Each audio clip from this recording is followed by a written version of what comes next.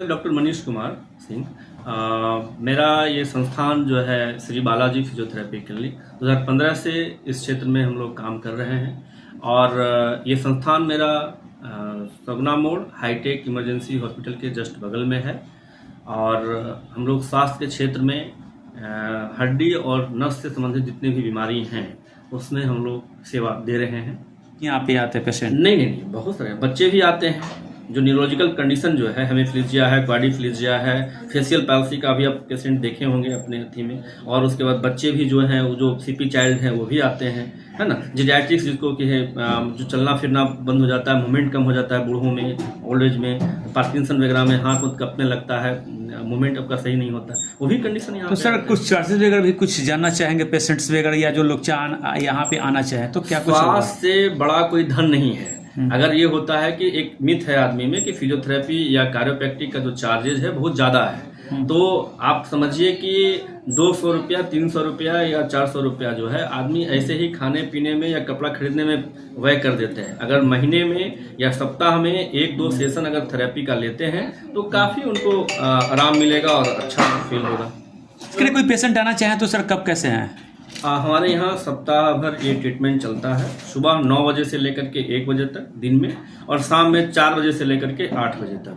Sunday को सिर्फ हमारा क्लिनिक सुबह में खुलता है, सुबह 9 बजे से लेकर के 1 बजे तक। सर सपोज करें कि कोई भी पेशेंट किन्हीं को पेन होता है, कमर में होता है या फिर नस से रिलेटेड कुछ मामला होता है, नस दब गया है या फिर कुछ और ऐसे कुछ पेन हो रहे हो, तो उनको कैसे ये फील हो या कैसे उनको समझ फील तो होता है लेकिन समझ में उनको कैसे है कि मैं यहाँ पे आऊँ तो मुझे बेहतर इलाज हो सकता है? देखिए, स्वस्थ जीवन जो है वो सब कोई चाहता है, लेकिन होता क्या है कि लोग के पास जानकारी के अभाव में भी लोग सही जगह पे और सही स्थान पे नहीं पहुंच पाते और कुछ लोग मिसगाइड भी हो जाते हैं। तो उसको समझना चाहिए। उसको आप लोग के माध्यम से हम बताना चाहेंगे कि कोई भी दर्द अगर है तो उसमें सबका इलाज पेन किलर ही है, वो ऐसा नहीं है। ठीक है, अपने दर्द को समझिए, अपने बीमारी को समझिए, और डायग्नोसिस सबसे बड़ा इंपॉर्टेंट चीज़ है कि डायग्नोसिस, मान लीजिए कमर में दर्द हो गया या गर्दन में दर्द हो गया, तो गर्दन और कमर का दर्द एक ही तरह का नहीं हो सकता है, बहुत टाइप से हो सकता है। किसी को सिर्फ चक्कर ही आ रहा है, किसी को सिर्फ वोमिटिंग टेंडेंसी भी हो रही है, तो वो भी सर्वाइकल हो सकता है। ऐसा नहीं है कि सर्वाइकल वोमिटिंग टेंडेंसी हो रही है तो सिर्फ पेट में ही दिक्कत होगी, हो सकता है उसके आँख के आगे अंधेरा छा रहा है तो आई में प्रॉब्लम है, नहीं, सर्वाइकल से भी आँख के आगे अंधेरा छाता है।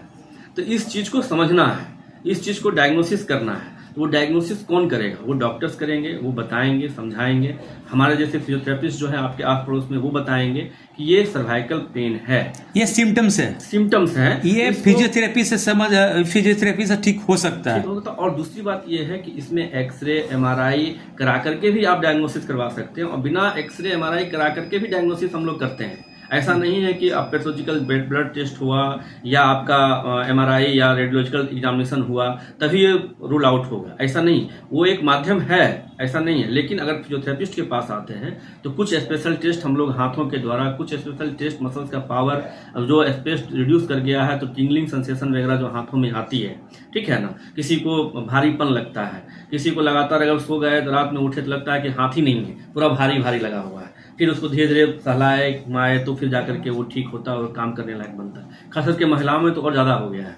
और बच्चे, जो कि ऐसा नहीं रह गया है कि एक कोई एज ग्रुप बन गया है कि अगर जॉइंट्स का पेन है तो पहले किसी उम्र में हो सकता है, किसी को हो सकता है। पहले था कि वो जॉइंट्स में पेन है तो एक ओल्ड एज में ही होगा, 60+ ही होगा, ठीक है। लेकिन अभी क्या है कि बच्चे, बूढ़े और जवान, किसी को भी गर्दन कमर में दर्द हो सकता है। ऐसा नहीं है कि एक एज ग्रुप रह गया है। खास करके अभी बच्चे जो मोबाइल यूज कर रहे हैं, आप लोग बाइक चला रहे हैं, हम लोग बाइक चला रहे हैं, या फिर जो पढ़ाई कर रहे हैं तो गर्दन झुका करके ही काम, ऑफिस में लोग कंप्यूटर पे काम कर रहे हैं, बैंक कर्मी है ना, तो उसमें तो कमर का और गर्दन का तो हाथ खराब ही रहता है एक तरह से। सर्वाइकल या स्पाइनल जो प्रॉब्लम आते हैं तो इसमें ये ऐसा है कि विदाउट रिपोर्ट के ही आप ये सिम्टम से आप इलाज कर सकते हैं? कर सकते हैं। अगर अच्छे जगह पे, अच्छे संस्थान में आप जाते हैं, बढ़िया से उसका डायग्नोसिस होता है, तो आपका वो जो इलाज है वो प्रॉपर वे में होगा। अगर उनको लगता है कि नहीं, इसमें रेडियोलॉजिकल एग्जामिनेशन कराना चाहिए, एक्सरे MRI CT स्कैन कराना चाहिए, तो वो करवाएंगे फिर आपसे, ठीक है। सर ऐसा भी होता है कि लोग एक्सपीरियंस देखते हैं कि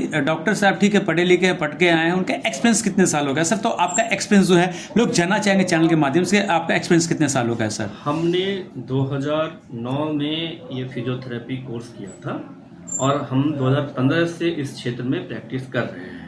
तो ऑलमोस्ट 10 सालों का अनुभव है आपका। जी जी, अभी 25 चल रहा है ना, 2025 चल रहा है, तो 10 साल से मेरा इस क्षेत्र में प्रैक्टिस है। और बहुत सारे ऐसे पेशेंट्स को हम लोग देखे हैं, न्यूरो, कार्डियो, गायनोकोलॉजिकल कंडीशन में भी और बच्चे में भी। आप तो खुद अपने देखे हैं कि बच्चे को भी हम लोग ट्रीटमेंट दे रहे हैं, तो उसको भी आप इसमें जोड़ सकते हैं, क्योंकि ये फील्ड जो है बहुत बड़ा है।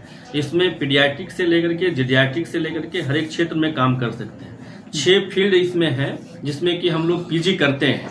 एक हो गया आपका ऑर्थो के में हो गया, जिसमें कि हम लोग एमपीटी करते हैं, न्यूरो में हो गया, कार्डियो में हो गया, गायनेकोलॉजी में हो गया, स्पोर्ट में, यहाँ तक कि खेल खिलाड़ी जो कितने भी खिलाड़ी हैं उनको भी एक स्पेशल फिजियोथेरेपिस्ट चाहिए।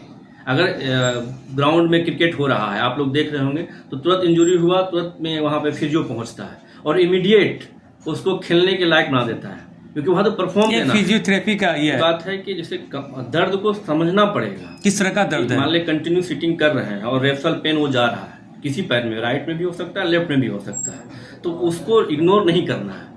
ठीक है, इग्नोर करते करते आदमी क्या करता है कि जब पूरा भ्रष्ट हो जाता है, मतलब वो स्पाइनल का कंडीशन खराब हो जाता है, तब वो डॉक्टर के पास पहुंचते हैं, अपने से मालिश करवाते हैं, तेल लगाते हैं, दर्द की दवा खाते हैं, तब जाकर के डॉक्टर्स के पास पहुंचते हैं। तो पहले ही उन आ जाने से सर ये सब आपने जैसा कहा, बच्चे, बड़ों, युवा, किसी को भी हो सकता है, ऐसा ये सब कारण क्या होता है सर? बहुत ही सेडेंटरी लाइफ स्टाइल हो गया है। मोबाइल का यूज आप ऐसा नहीं कर सकते हैं कि बड़े लोग ही करते हैं, बच्चे भी करते हैं।